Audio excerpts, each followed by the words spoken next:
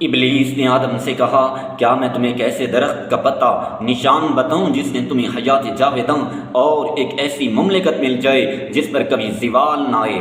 آدم اور اس کی بیوی نے اس درخت کا پھل کھایا، اس سے ان کا جنسی شعور بیدار ہو گیا، جس سے انہیں شرم محسوس ہوئی اور وہ اپنے بدن کو باغ کے درختوں کے پتوں سے ڈھانپنے لگے۔ قرآن نے اس کا ذکر کچھ اس انداز سے کیا ہے کہ انسان کے دل میں ہمیشہ زندہ رہنے کی خواہش جنم لیتی رہتی ہے، وہ کبھی مرنا نہیں چاہتا، لیکن وہ اپنی ہزار کوششوں کے باوجود موت سے نہیں بچ سکتا، اس لیے وہ موت کے بعد زندہ رہنے کی حوث کی تسکین اولاد کی شکل میں حاصل کرتا ہے۔ وہ کہتا ہے میرے مرنے کے بعد میرا نام میری اولاد کے ذریعے روشن رہے گا، اس درخت کے پھل پھول میرے ہی پھل پھول ہوں گے، چنانچہ خاندانی تسلسل کے نقشے کا نام ہی شجر نسب بنتا ہے۔ قرآن کہتا ہے یہ فریب ہے جس سے انسان اپنے دل کو مطمئن کر لیتا ہے۔ ہر شخص کی زندگی منفرد ہے، اس لیے کسی دوسرے فرد کے زندہ رہنے سے وہ شخص کو زندہ نہیں رہ سکتا، خواہ اس کا بیٹا ہی کیوں نہ ہو۔ حیات جاوداں انسانی ذات کی نشوونما سے حاصل ہوتی ہے۔ یہاں اتنی وضاحت ضروری ہے کہ قرآن نے جو کہا ہے کہ حیات جاود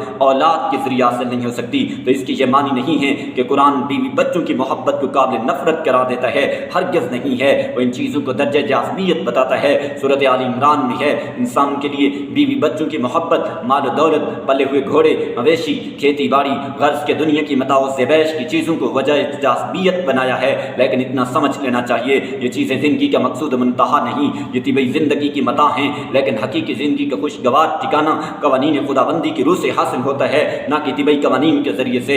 وہ اس سے یہ بات واضح کرنا چاہتا ہے کہ بیٹے کی زندگی سے باپ کو حیات جاود نہیں مل سکتی، حیات جاود حاصل کرنے کا طریقہ اور ہے، اور یہ انسانی ذات کی نشوونما سے حاصل ہوتی ہے، اور موت کے اس کے امتحان یہ ٹیسٹ ہے۔ قرآن میں ہے ہم نے موت اور زندگی کو اس لیے بنایا ہے تمہیں نمود ذات کے مواقع مل جائیں اور یہ دیکھا جا سکے تمہیں کون ایسے اچھے کام کرتا ہے جس سے اس کی ذات کی نشوونما ہو جائے۔ موت انسان کی طبعی جسم کو منتشر کر دیتی ہے، لیکن اگر انسانی ذات کی مناسب نشوونما ہو جائے تو وہ جسم کی طبعی موت سے فنا نہیں ہوتا۔ جو حسن عمل کو ساتھ لے گا اسے اس کے عمل سے بہتر بدلہ ملے گا، یعنی یہ لوگ جسم کی موت کے وقت فنا کی دست برد سے محفوظ رہیں گے۔ اس میں شک نہیں کہ موت کا جھٹکا بہت بڑا جھٹکا ہے، اس سے انسان کی حیات طبعی کا سلسلہ ہمیشہ کے لیے منقطع ہو جاتا ہے، کیونکہ اس دنیا میں دوبارہ آنا نہیں، لیکن جس کی ذات کی صلاحیت بیدار ہو چکی ہوں یہ جھٹکا اس کا کچھ نہیں بگاڑ سکتا۔ اتنا بڑا انقلاب انگیز حادثہ انہیں پریشانی یا مایوس نہیں کر سکے گا۔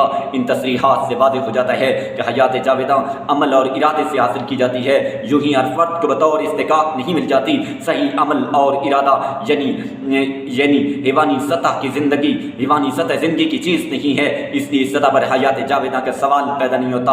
ایک جگہ پر کسی نے لکھا ہے کہ ہر وہ مخلوق جو انسانی پیکر میں ہمارے سامنے آتی ہے، خواہ وہ کتنی ہی غیر نشوونما یافتہ یا وحشی کیوں نہ ہو، حیات جاود کی مستحق ہے۔ ایسا ہے جس کی ہم تائید نہیں کر سکتے۔ ایسا خیال کرنے کے لیے خدا کی اقتصادی اسکیم کے متعلق اس علم سے کہیں گہرے علم کی ضرورت ہوگی جتنا علم انسان کو حاصل ہے۔ ہر مخلوق اس وقت تک زندہ رہے گی جب تک اس کا زندہ رہنا کائنات کے مفہوم مدار کے لیے ضروری ہو۔ جن چیزوں کا وجود کائنات اسکیم کے محض عبوری دور کے لیے ضروری ہوگا وہ بالآخر ختم ہو جائیں گے۔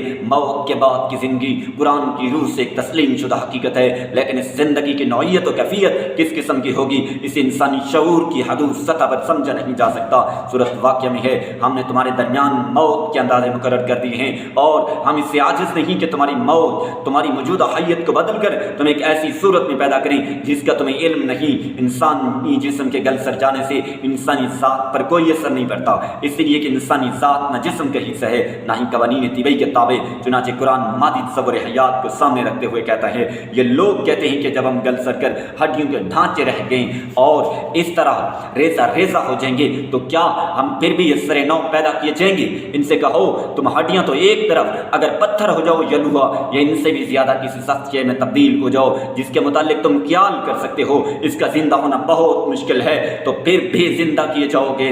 وہ کہتے ہیں کہ ہمیں کون اثر زندہ کرے گا؟ ان سے کہو وہی خدا جو تمہیں پہلی بار عدم سے وجود میں لایا تھا۔ صاف ظاہر ہے زندگی پہلی بار طبعی قوانین کے مطابق عدم سے وجود میں نہیں آئی تھی، یہ اس تدبیر کے ماتحت وجود میں آئی تھی جس کا تعلق خدا کے عالم امر سے ہے، یعنی حیات مادی قوانین کی پیداوار نہیں، یہ خدا کے امر سے وجود میں آئی تھی۔ اس طرح مرنے کے بعد کی زندگی بھی طبعی قوانین کے مطابق وجود میں نہیں نہیں آئے گی، خدا کے امر کے مطابق ظہور میں آئے گی۔ یہ سلسلہ ارتقاء کی اگلی کڑی ہے جس میں انسانی ذات میں مزید استحکام اور ارتقاء پیدا ہو جائے گا اور وہ موجودہ مادی سہاروں سے بے نیاز ہو جائے گا۔ سورۃ نوح میں ہے، خدا نے تمہیں مختلف منازل سے گزارتے ہوئے پیدا کیا، اب زندگی کی موجودہ سطح کے بعد تم اس میں مزید وقار کے خواہ کیوں نہیں ہوتے؟ وقار کے معنی بھاری پن کے ہوتے ہیں، یعنی ذات کے ارتقاء یا استحکام۔ یہ چیز مستقل اقدار کے مطابق زندگی بسر کرنے سے حاصل ہوتی ہے، یعنی یہ نتیجہ ہوگی انسان کے اپنے حسن عمل کا، انسان کے اپنے اچھے کردار کا، انسان کے اپنے نیک اعمال کا۔ عمل کے سلسلے میں یہ سمجھ لینا ضروری ہے، عمل نام ہے ارادے کو نشوونما بنانے کرنے جس میں ارادہ نہیں اس کا عمل ہی نہیں، یا جس کے پیچھے ارادہ نہیں اس کے نتائج کے وہ شخص ذمہ دار نہیں۔ نہ مجبوری کی نیکی ہوتی ہے، نہ بدی ہوتی ہے، لہذا جو صاحب ارادہ نہیں اس کی ذات کے ذوق استحکام کا سوال ہی پیدا نہیں ہوتا۔ جو صاحب ارادہ اپنے اختیار و ارادے سے غلط راستہ اختیار کر لیتا ہے، اس طرح اس ذات کی نشوونما نہیں ہو پاتی۔